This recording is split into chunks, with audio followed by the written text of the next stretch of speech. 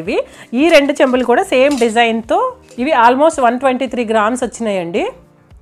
ఒక్కొక్కటి each almost 123, 124 అలా రెండు సిమిలర్గా ఉండి దొరికినాయని చెప్పేసి రెండు ఒకసారి అయితే తీసేసుకున్నాను ఈ చెంబులు.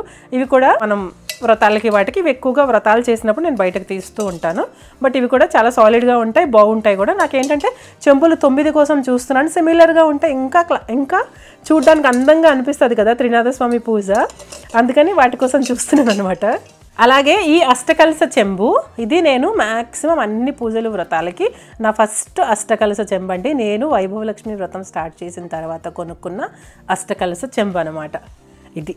సో ఇది నాకు చాలా చాలా బాగా నచ్చుతుంది. ఎన్నో వ్రతాలు పూజలు ఇందులో చేశాను. లోపల చూసారా ఎంత నల్లగా అయిపోయిందో, నీళ్ళతో పాటు అలాగా ఉండిపోతుంది కదా మనకి 9 రోజులు.